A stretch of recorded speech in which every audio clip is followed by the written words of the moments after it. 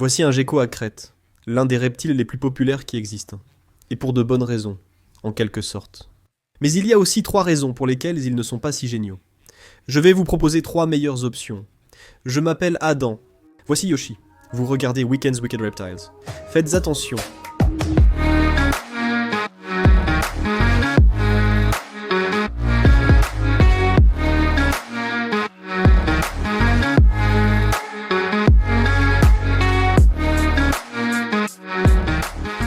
Je ne mens pas. Il y a 3 raisons de ne pas prendre un gecko à crête, mais elles sont toutes un peu nulles. Je cherche vraiment car ce sont des geckos incroyables. Vous voyez le titre et la miniature.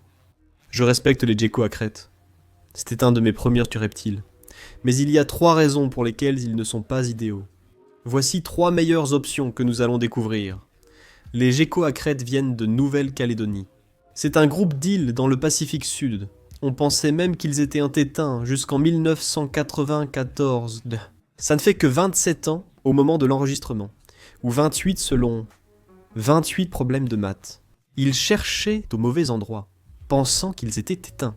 Ils sont allés sur une autre île interdite, et l'un est tombé dans un centre de recherche. Et voilà, tout est réglé. Maintenant, ils sont sur toutes les tables d'exposition que tu as jamais vues, à chaque expo où tu es allé, sur une table d'expo. C'est difficile. Pourquoi ai-je fait ça si tard ? Donc, la première raison pour laquelle je pense qu'ils ne sont pas terribles, ou qu'il y a de meilleures options, c'est tout simplement que leur régime alimentaire est ennuyeux. D'habitude, je n'enlève pas de points aux animaux. Si le régime est facile, et là il l'est vraiment, on parle d'un régime en poudre, quelque chose comme du Rapashi, Pangea, Clarks, peu importe, que vous mélangez avec de l'eau, que vous mettez dans une coupelle et qu'ils mangent. Je recommande aussi de donner des insectes vivants. C'est vraiment ce que je conseille. Mais beaucoup de gens se contentent simplement de ce régime en poudre, et comme tous les compléments sont déjà dans le régime en poudre, c'est tout. Supposons que vous ayez un gecko léopard. Vous devez aller en magasin où posséder une colonie de blattes d'oubia, verre de farine ou grillon. Ensuite, il faut avoir la bonne supplémentation, donc D3 multivitamines, calcium, des choses comme ça. Alors qu'avec ce garde-là et tous les geckos à crête que j'ai, c'est beaucoup plus facile. Versez la poudre dans une tasse, ajoutez un peu d'eau et mélangez. Une fois par semaine, je donne quelques grillons adaptés saupoudrés de calcium et c'est tout. C'est pourquoi je les trouve un peu ennuyeux, même s'ils mangent des grillons ou des insectes, ce qui est amusant à voir, car j'adore observer les animaux chassés. C'est tellement amusant pour moi, c'est tellement intéressant. Je descends au milieu de la nuit, comme en ce moment, et je regarde mes animaux être actifs la nuit. Animaux nocturnes et crépusculaires. Vous voulez le top 5 des reptiles nocturnes ? Cliquez sur j'aime. On le fera peut-être la semaine prochaine. Les geckos à crête sont magnifiques, j'adore les voir bouger. Les bébés et les adultes sont magnifiques. Mais ils ne chassent pas de la même manière que par exemple un gecko gargouille, ou un chihuahua, ou prenons un gecko diurne, disons. Un gecko diurne. Maintenant, j'ai toutes ces espèces, et personnellement, je préfère regarder le gecko gargouille chasser. Les chihuahuas sont aussi vraiment amusants à regarder. Et bien sûr, je veux dire, les geckos diurnes sont hilarants. Ils sont très colorés et courent de partout dans l'enclos. Ils sont vraiment rapides. Les geckos à crête sont plus lents, mais ils sautent. C'est une préfiguration, d'une corniche à l'autre, mais ils ne chassent pas activement. Si je mets les grillons dans le terrarium du gecko diurne, ils deviennent fous. Bien sûr, je n'ai qu'une expérience limitée parce que je n'en ai eu que, je ne sais pas, peut-être 10. Je pense que 10 geckos à crête. Ceux que j'ai produits au fil des années. Aucun n'a montré ce comportement, mais il se peut que l'un d'eux le fasse. Selon mon expérience de la dernière décennie, ils ne seront pas aussi amusants à regarder. Je vous conseille de choisir quelque chose de plus amusant, qui chasse et en a besoin. Plus de grillons au départ, plus d'insectes au départ, des gargouilles, des jiwas, des geckos diurnes. Deuxième raison contre les geckos à crête, leur petite taille. Je vous proposerai de meilleures options. Parmi les geckos de Nouvelle-Calédonie, c'est l'un des plus petits populaires dans le commerce des animaux de compagnie. Je veux dire, donc quand je parle des geckos de Nouvelle-Calédonie qui sont super populaires. Les geckos à crête, les geckos jiwa, les geckos gargouilles, les geckos lycaenus. Un gecko à crête mesure entre 13 et 20 cm avec la queue. Ici, elle n'a pas de queue. On en parlera dans un instant. Et oui, ils peuvent atteindre jusqu'à 20 cm avec la queue. Mais encore une fois, cette queue peut tomber. Et c'est souvent le cas. Il n'est pas rare de voir des petites fesses de grenouilles comme celle-ci dans le commerce des animaux de compagnie, car il est vraiment facile pour eux de perdre leur queue. D'accord, parlons encore de la taille. En gros, selon moi, c'est la fragilité qui pose problème. C'est pour ça que j'aime les animaux comme les dragons barbus ou les pythons royaux. Parce qu'ils ne sont pas petits, mais ils sont assez grands pour être impressionnants, et ils ne sont clairement pas assez petits pour être fragiles. Je pense que c'est un peu fragile. Maintenant, c'est un avis personnel. Ça ne veut pas dire que c'est un être fragile.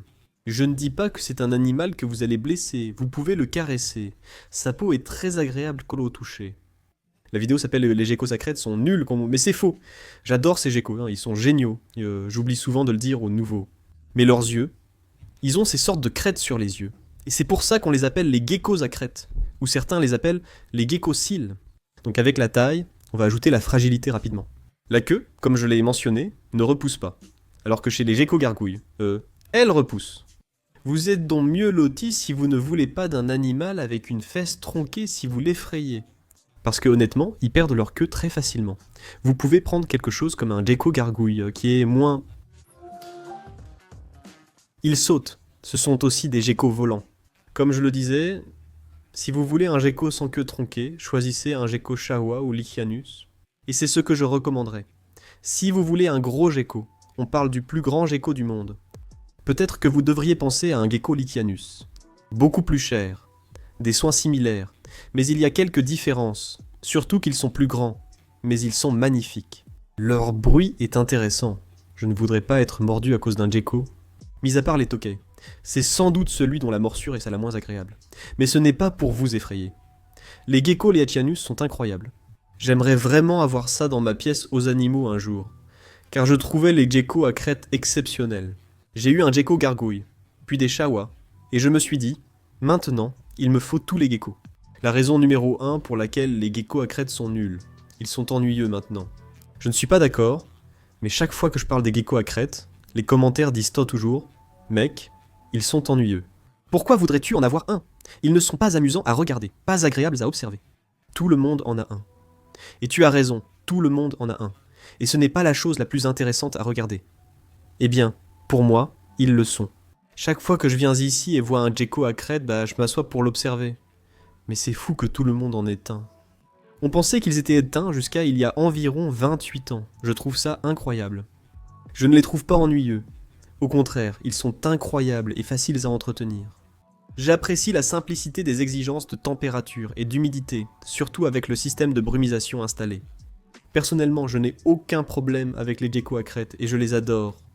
Cette vidéo résume les 3 raisons fréquemment citées dans les commentaires pour lesquelles les gens jugent les geckos à crête peu adaptés, sans donner mon avis. Donc, si vous faites partie de ces personnes qui pensent qu'ils sont un peu ennuyeux, peut-être que vous voudrez essayer quelque chose comme un gecko diurne bleu électrique, qui est beaucoup plus petit. C'est un animal diurne. Ils sont d'un bleu très vif si vous prenez un mâle. Ou peut-être que vous voulez un gecko toqué, qui est un très grand gecko. Ils viennent d'Asie, donc d'une toute autre partie du monde, et ils sont magnifiques. Ils font un bruit fou, mais ils sont connus pour être grincheux. Vous trouverez rarement des geckos toqués faciles à poco attraper comme celui-ci, sauf si vous êtes Dion de Reptiliators. Je suis presque sûr que c'est le chuchoteur de Tokay. Ou disons que vous voulez quelque chose de totalement différent. Vous voulez un gecko terrestre vraiment hors du commun, mais pas trop difficile à entretenir, pas trop cher, plus facile à trouver. Les geckos à yeux de grenouille sont peut-être faits pour vous. Je les trouve géniaux.